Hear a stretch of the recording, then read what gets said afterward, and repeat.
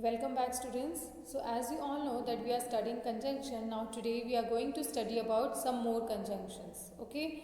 So the other conjunctions are that, so that, therefore. So that, so that, therefore are used for some specific purpose or intention. जब हमारे पास कोई एक particular उद्देश्य होता है या कोई कारण होता है कोई भी काम करने का, तब हम दैट, सो दैट या therefore यूज़ करते हैं. Okay, for using this conjunction we need a particular purpose or intention. So let's read out the examples.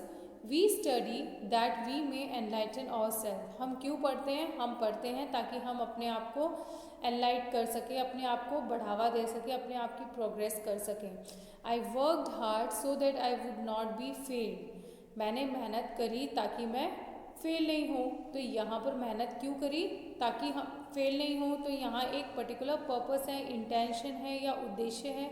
Next, the children have revise their lesson therefore they can play.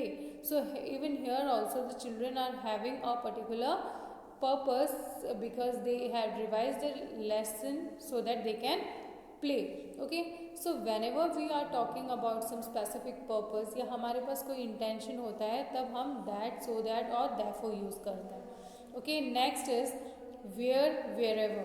Okay, so where and wherever are used for a place. Okay, जब हम किसी जगह की बात कर रहे होते हैं तब हम where और wherever use करते हैं. Tell me where my brother is. Wherever the mice go, the cat follows. Tell me where my brother is. मुझे बताओ मेरा भाई कहाँ है. Wherever the mice go, जहाँ भी wherever the mice go, the cat follows. तो दोनों जगह where और wherever दोनों केस में वहाँ यूज़ हुआ है जहाँ पर हमने जगह की बात की है. Okay, next, when, while, as, before, after, till, until, etc. So these words, these conjunctions are used when we are talking about a time. Okay, so let's read out the examples. Sunil was shocked when he heard the news. Sunil shock हो गया जब उसने ये news सुनी. Make hay while the sun shines. Students, so it is a proverb. Make hay while the sun shines. The audience watched as Big B entered the hall.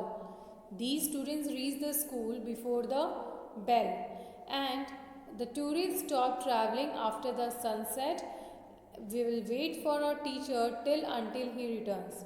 So in all these examples we are using when, while, as, before, after, till, until when we are talking about time. जब हम एक particular time की बात कर रहे होते हैं, समय बता रहे होते हैं, तो वहाँ पर हम ये वाले कंजंक्शंस यूज़ करते हैं. The next are as, then, etc. So as, then, etc. are used when we are making a comparison. जब हम किसी भी चीज़ की कंपैरिजन करते हैं या तुलना करते हैं तब हम as और then यूज़ करते हैं. Let's look at the examples. She is as good as her mother. This umbrella is more beautiful than that. So in both the examples you can see she is as good as her mother, means a girl is being compared to her mother. So यहाँ पे हमने as और as का use किया है. In the next example we are comparing one umbrella with the other one. तो यहाँ पर हमने than का यूज़ किया है. तो जब भी आपको किसी की कंपैरिजन करनी होती है, तुलना करनी होती है, you have to use as, then. Okay. Next one, if. Wherever a condition is applied. जब कोई शर्त होती है तो वहाँ पर हम इफ़ यूज़ करते हैं. कि for example if you read more you will write better. मगर इट मीन्स कि अगर आप अच्छे से पढ़ोगे और अच्छे से रीडिंग करोगे तो आप बहुत अच्छा लिख पाओगे. ओके, तो यहाँ पर कंडीशन अप्लाइड है, एक शर्त है.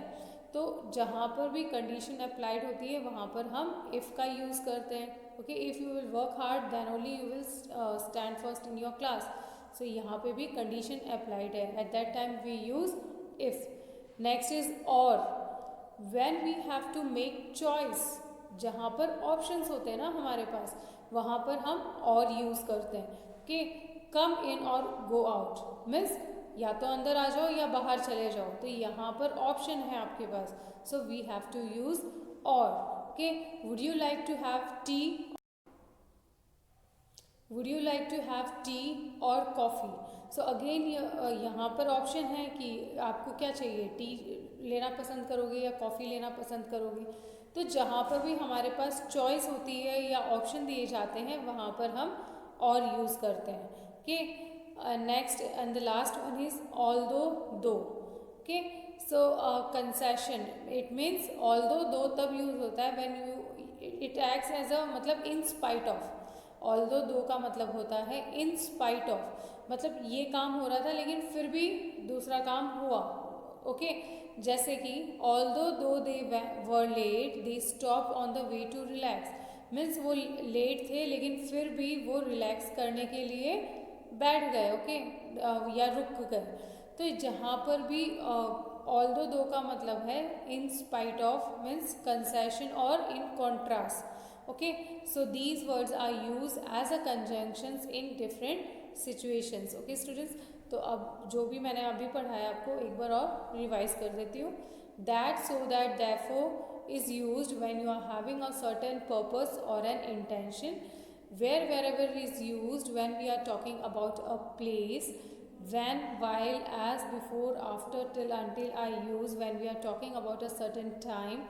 and as, then are used when you have to make a comparison, जब किसी की तुलना करनी होती है। if is used where a condition is applied, जहाँ पे condition applied होती है वहाँ पर if use होता है। or is used when a choice is given, when you are having a choice, I want to wear what would you like to wear, a red sari और a black sari. तो यहाँ पर और यूज़ कर रहे हैं because there is a choice before us. Next, although though is used when we are in a sentence when you are talking as in spite of, है ना, तो वहाँ पर ऑल्दो और दो यूज़ होता है। ओके, सो स्टूडेंट्स ये जो भी 3 वीडियोज़ हैं इन्हें आपको अच्छे से देखना है और बार बार देखना है ताकि आपको अच्छे से लर्न हो जाए what are the different conjunctions. First, what is conjunction and the different conjunction that I use in different types of situations. Okay, so study hard. That's all for my side for today. Thank you.